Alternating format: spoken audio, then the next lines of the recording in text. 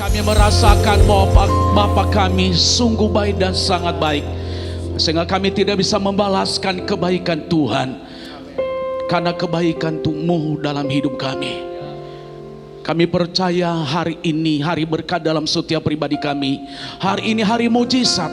Hari ini hari kami dilawat oleh Tuhan, yaitu di dalam roh dan firman-Mu. Dan kami percaya pemberitaan firman-Mu pada saat ini tidak pernah akan kembali dengan sia-sia. Yang membawa beban berat mereka mendapat kelegaan, yang sakit mereka mendapatkan mujizat dari Tuhan. Bahkan dalam segala masalah mereka terus melihat hal yang dahsyat akan nyata di dalam kehidupan mereka. Terima kasih Bapa, dalam nama Yesus kami telah berdoa. Yang percaya katakan amin. Silakan duduk kembali Bapak Ibu. Salam semuanya. Apa kabar? Luar biasa. Mari kita akan membuka Alkitab kita yang tertulis dalam kitab Yesaya pasal 41 ayat yang ke-10.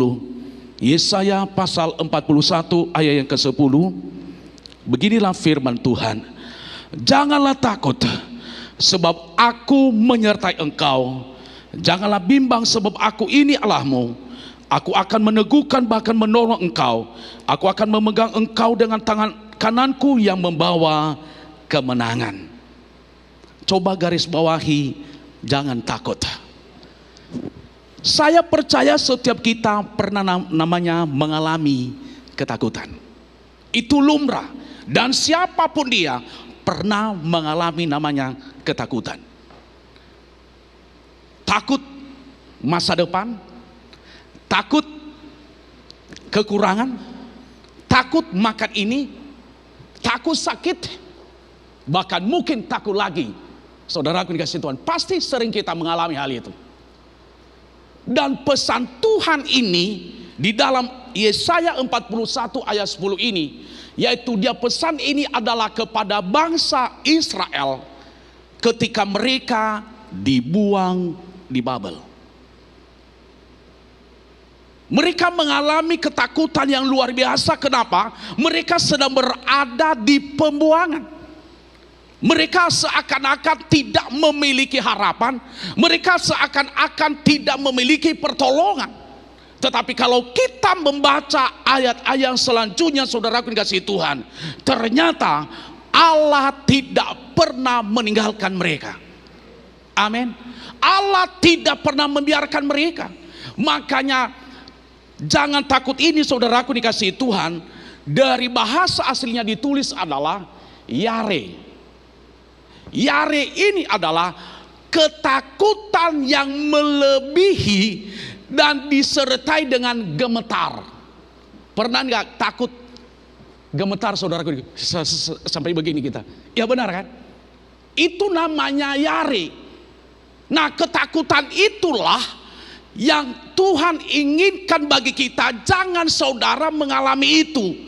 Dia berkata kepada bangsa Israel, jangan takut seperti orang yang lagi gemetaran. Kalau takut gemetaran berarti kita tidak pernah melihat bahwa Allah sanggup menolong kita. Kita tidak pernah melihat bahwa Allah sanggup melakukan segala perkara di dalam hidup kita. Orang takut akhir-akhir ini banyak sekali, saudaraku dikasih Tuhan. Tapi pas kita ada di momen Natal ini,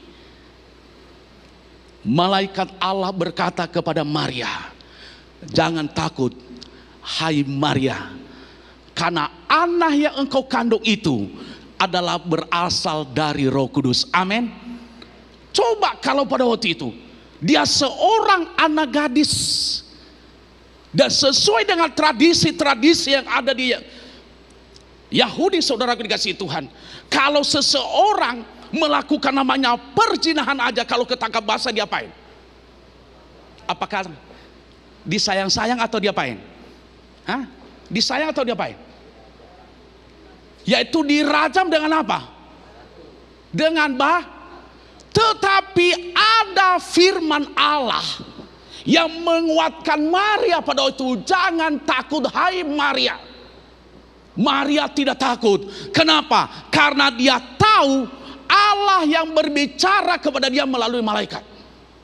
Dia berkata, apapun yang terjadi dalam hidup saya, maupun saya dihina, mau saya dicaci maki, mau saya direndahkan oleh orang, mau saya apapun dikata-katai oleh orang, Maria tidak takut. Kenapa?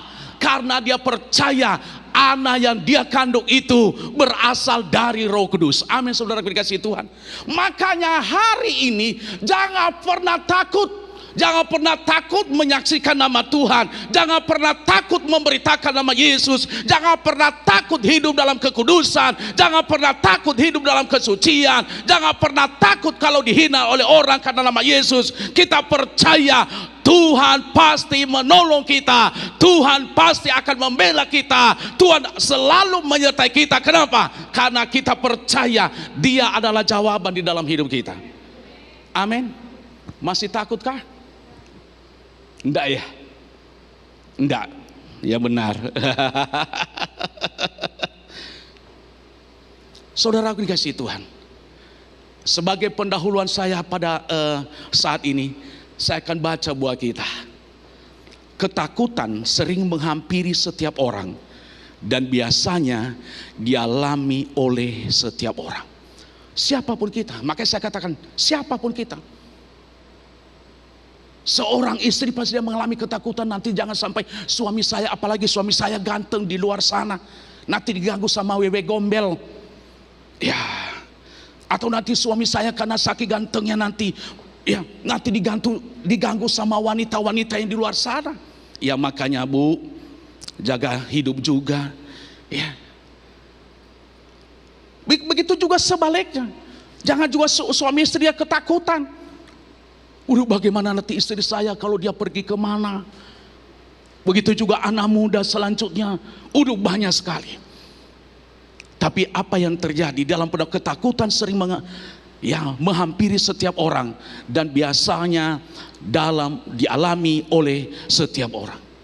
Nah, yang menjadi pertanyaan bagi kita, yang pertama, apa yang membuat kita mengalami ketakutan itu? Yang pertama, karena takut menghadapi ketidakpastian. Amin. Masih takut menghadapi ketidakpastian? Menurut pengamat-pengamat ekonomi, bahwa tahun 2023 apa katanya? Krisis. Betul? Itu tidak pasti. Tidak perlu kita takut itu. Kenapa? Karena tidak pasti. Itu kata orang, itu kata pengamat, itu kata-kata apa ahli ekonomi katanya. Tetapi buktinya belum pasti, saudaraku dikasihi Tuhan. Jadi tidak kita perlu takut yang tidak pasti. Kita tidak perlu takut yang belum terjadi. Kenapa? Itu juga bisa menjadi hoax. Kenapa? Karena ketakutan ini, saudaraku dikasihi Tuhan, seperti penyakit yang menular. Coba, sering forward kepada orang kan, kata-kata apa kan? Dalam 1 detik kita kata ini nanti ada kecelakaan di sini, pada belum ada. Dalam 1 detik udah ada yang 10.000 itu yang membaca, sehingga orang ketakutan. Begitu juga ketakutan akan membawa kita dalam hal yang tidak pasti. Tetapi saya percaya di dalam Yesus adalah ada kepastian. Di dalam Yesus adalah ada mujizat. Kita tidak pernah percaya kepada yang tidak pasti. Itulah yang membuat orang menjadi takut, saudaraku dikasihi Tuhan.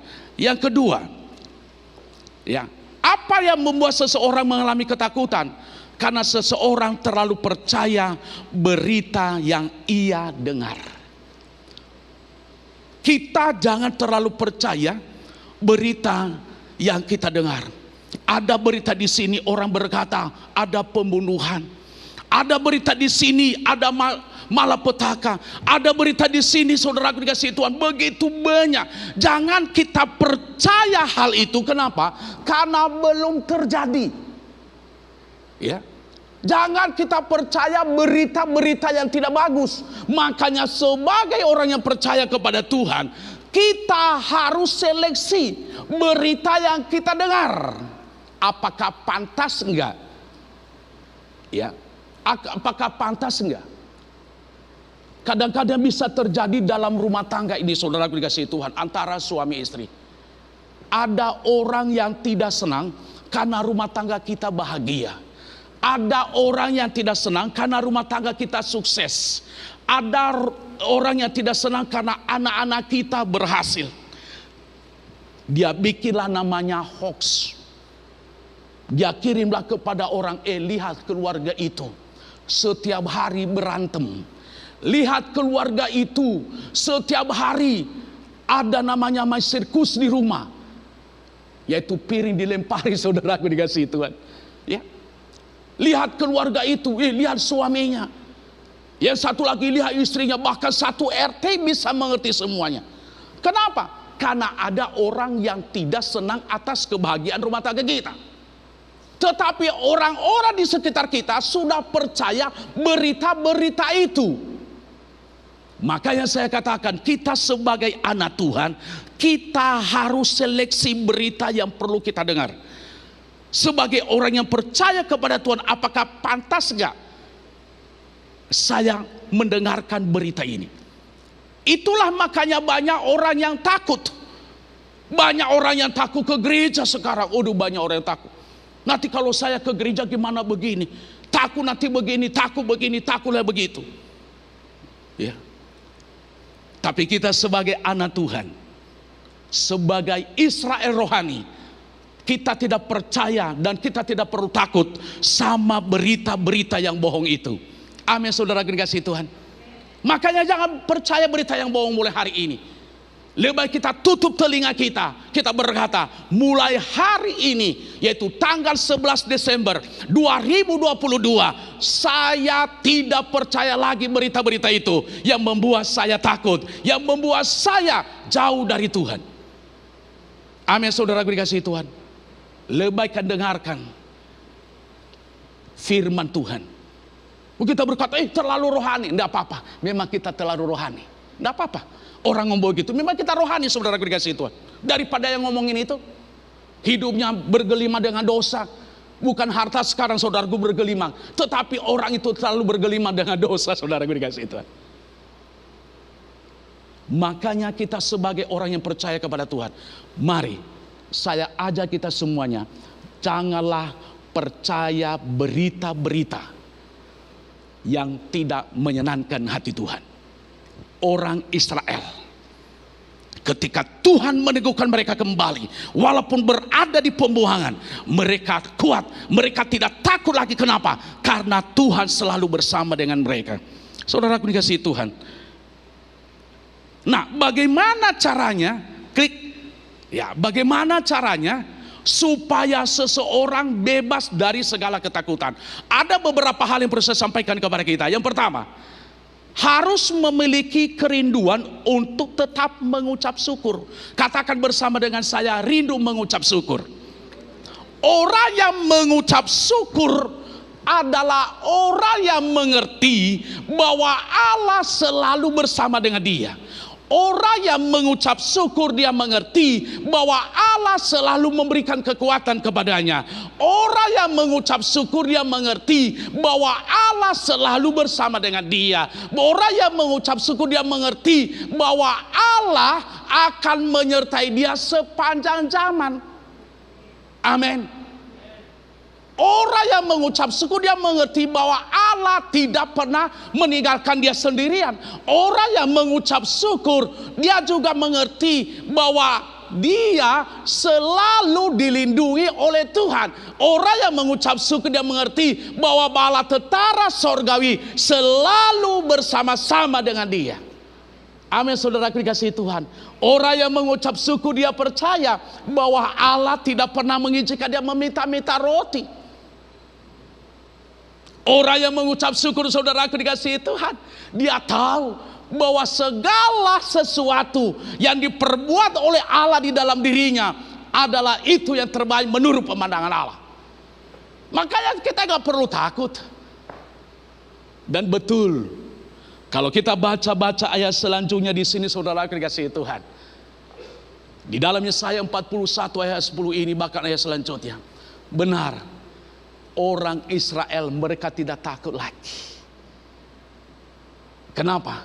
Karena mengerti bahwa Tuhan mereka adalah Tuhan yang memberikan roh keberanian. Amin, saudaraku dikasih Tuhan. Apa yang saudara takut hari ini? Apa yang saudara takut? Saya mau tanya dulu, apa yang saudara takut? Enggak ada kan? Hah? Enggak ada. Hah? Takut tidak bisa beli baju baru. Tahun 2020, takut 2023 katanya begini-begini. Tak perlu. Lebih baik kita mengucap syukur. Ya. Makanya saya senang sekali perkataan yang dialami oleh Ayub, yang keluar dari mulutnya. Dia berkata, Tuhan yang memberi, Tuhan yang mengambil. Terpuji apa? Apa? Terpujilah nama Tuhan.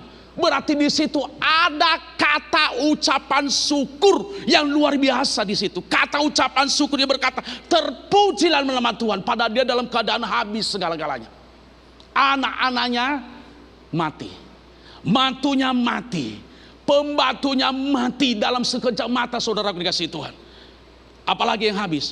Seluruh lembu sapi, kambing domba, habis segala-galanya.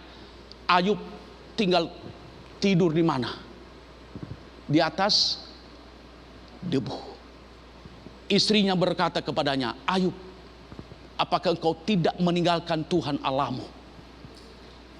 Dia berkata, Tuhan yang memberi, Tuhan yang mengambil, terpujilah nama Tuhan. Di situ ada kata terpuji nama Tuhan. Berarti dia mengucap syukur apa yang Tuhan perbuat itu. Makanya kalau seorang anak muda yang ikut ibadah hari ini, baik secara online hari ini, mungkin engkau berkata, bagaimana masa depanku? Orang tuaku tidak punya apa-apa. Saya mau katakan, mengucap syukur kepada Tuhan. Saya percaya masa depanmu adalah masa depan yang penuh harapan. Masa depanmu adalah masa depan yang penuh dengan keberhasilan. Amin. Mungkin hari ini berkata, aduh, kok gak ada yang mendekati saya. Mengucap syukur kepada Tuhan, berkata dalam doamu, Tuhan, saya percaya Tuhan akan memberikan yang terbaik bagi saya. Baik sebagai pendamping calon suami, baik sebagai pendamping sebagai calon istri, Tuhan pasti akan memberikan yang terbaik. Amin. Yang ibadah bersama dengan kami secara online juga, saudaraku dikasih Tuhan. Makanya kita harus mengucap syukur. Bukan kita mengucap syukur kalau kita lagi senang. Bukan kita mengucap syukur kalau kita lagi kaya. Bukan kalau kita mengucap syukur kita membangun rumah baru. Bukan kita mengucap syukur kalau jabatan kita naik. Bukannya kita mengucap syukur, saudara dikasih Tuhan, kalau kita mendapatkan berkat yang melimpah. Bukan hanya itu, tapi kita mengucap syukur juga ketika kita diperhadapkan situasi yang sangat menyakitkan. Amin, saudara dikasih Tuhan. Kalau mau lepas dari segala ketakutan, harus tetap mengucap syukur kepada Tuhan. Amin. Enggak ada yang mau lepas atau tidak? Saya percaya saudara senang supaya cepat lepas ya. Amin. Ya. Mengucap syukur kalau kita diteror orang. Terima kasih Tuhan, Engkau izinkan saya kuat. Saya sedang diteror. Hah?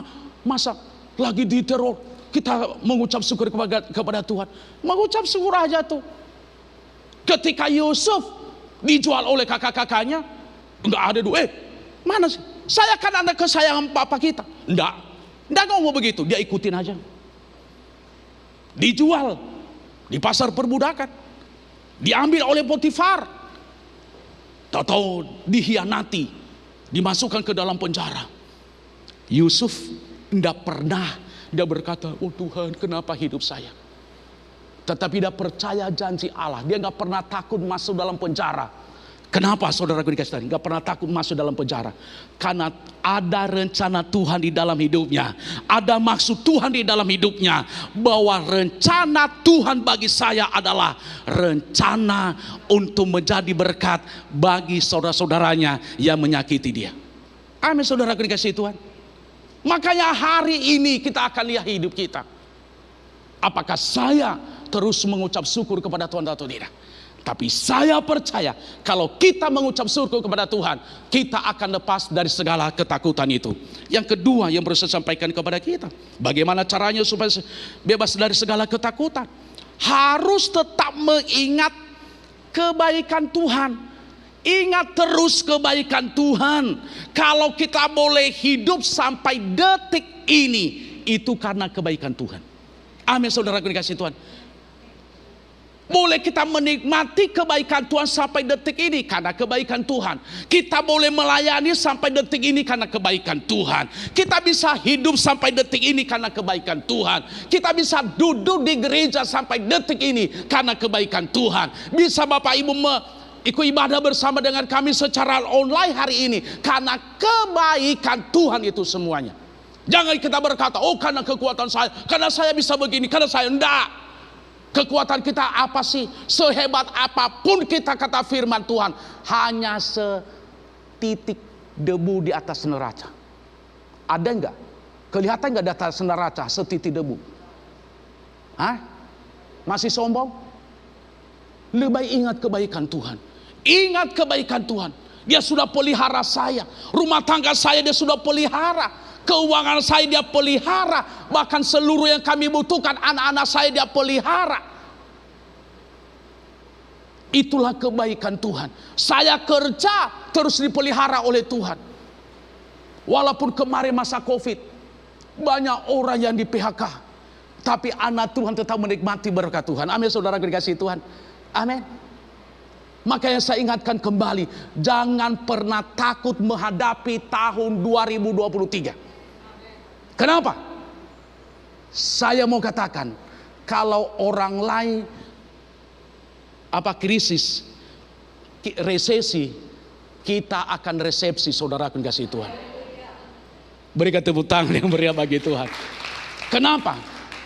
Tahun 98 itu anak saya baru berapa bulan lahir itu, nomor 1. Dan kita mengalami krisis, saudara akan kasih Tuhan. Tapi saya sebagai pendeta, saya mengalami mujizat Tuhan. Kita tidak pernah berkekurangan. Kenapa? Karena kita percaya pemeliharaan Tuhan. Kalau burung-burung di udara, bunga baku dia dandani lebih indah daripada pakaian kebesaran Raja Salomo. Apalagi kita biji mata Tuhan. Saya percaya dia selalu yang akan mencukupi segala keperluan kita. Amin, saudaraku dikasih Tuhan. Kalau dia berjanji, dia akan pernah tepati. Pasti dia akan tepati. Dia nggak pernah ingkar janji dalam hidup kita. Yang membuat kita tidak berhasil itu, saudaraku dikasih Tuhan. Yang membuat kita takut karena perasaan kita, bahkan memori kita, alam sadar kita yang membuat kita takut. Kenapa? Karena diintimidasi oleh setan. Ketika sudah diintimidasi oleh setan, disitulah banyak timbul rasa takut di dalam diri kita, sehingga kita tidak pernah mengingat apa itu kebaikan Tuhan. Sehingga kita tidak pernah mengingat lagi bahwa Allah itu sungguh baik bagi saya. Sampai umur begini, Tuhan sudah dipelihara oleh Tuhan. Enggak ada amin. Aduh, Tuhan Yesus. Ya udah, yang terakhir. Yang terakhir, bagaimana caranya supaya kita bebas dari segala ketakutan? Ya, 3 tadi cara: kerinduan untuk tetap mengucap syukur, hashtag mengingat kebaikan Tuhan. Yang terakhir adalah harus percaya janji Tuhan. Janjimu seperti fajar pagi hari, yang tiada pernah terlambat bersinar. Kita harus percaya janji Tuhan. Saya akan baca ayat, saudara dikasih Tuhan, yang tertulis dalam kitab Mazmur pasal 34 ayat 4. Kitab Mazmur 34 ayat 4. Aku telah mencari Tuhan, lalu Ia menjawab aku dan melepaskan aku dari segala kegentaranku. Coba. Aku telah mencari Tuhan, lalu Ia menjawab aku dan melepaskan aku dari segala kegentaranku. Di sini kalau kita percaya janji Tuhan, yaitu kita juga harus mencari Tuhan, yaitu Mazmur 34 ayat 4. Katakan bersama dengan saya harus mencari Tuhan. Kalau kita mencari Tuhan, berarti kita percaya bahwa Dia akan melepaskan kita dari kegetaranku. Saya katakan tadi, takut itu, jangan takut itu adalah namanya yare. Yaitu dengan apa? Ketakutan yang membuat seseorang sampai gemetar gitu. Dia melepaskan kita kalau kita percaya seluruh janji Tuhan. Yang membuat kita tidak percaya itu adalah karena intimidasi. Aduh, kenapa begini ya? Sehingga kita diteror, sehingga kita terus diintimidasi, sehingga terus kita dikuasai seluruh memori kita. Tapi kata firman Tuhan, kita percaya seluruh janji Tuhan. Amin. Kalau Tuhan berkata, aku akan memberitakan pasukan malaikat Allah di sekitarmu, Dia tepatin kok, saudaraku dikasih Tuhan. Dia tepatin. Benar, Tuhan kita tidak pernah ikat janji. Kalau Tuhan berkata, aku memberikan masa depan, Dia akan berikan kok, saudaraku dikasih Tuhan. Dia tepatin. Yang membuat tidak tempat janji Tuhan itu dari diri kita sendiri. Ya, dari emosi kita sendiri. Kenapa? Karena terlalu baperan. Makanya jadi orang percaya itu jangan baperan, saudaraku dikasih Tuhan. Sedikit baperan, padahal gereja sehingga menyiapkan sarana untuk beribadah kepada saya. Coba, sekarang gereja kita, saudaraku dikasih Tuhan, ada doa pagi, yaitu semangat pagi jam berapa? Yang nggak ngomong nggak tahu dia itu. 4:30 gembala jemaat kita langsung menyampaikan firman Tuhan. Ada lagi via Zoom, saudaraku, jam 5 pagi ada kegiatan. Ada lagi doa puasa, saudaraku dikasih Tuhan. Ada semua kegiatan. Nanti bilang, gereja itu nggak ada. Kenapa sih gereja mereka nggak ada kegiatan? Sudah kegiatan, kita aja nggak mau datang. Kemarin ada Natal WBK, datang nggak ibu-ibu, kaum wanita? Nanti nggak ada kegiatan gereja. Kita aja yang nggak mau. Emosi saya sajinya. Ya itu saudaraku dikasih Tuhan. Makanya percayalah janji Tuhan itu. Amin. Saya baca satu ayat lagi di dalam Mazmur 27 ayat 1. Tuhan adalah terangku dan keselamatanku. Kepada siapakah harus takut?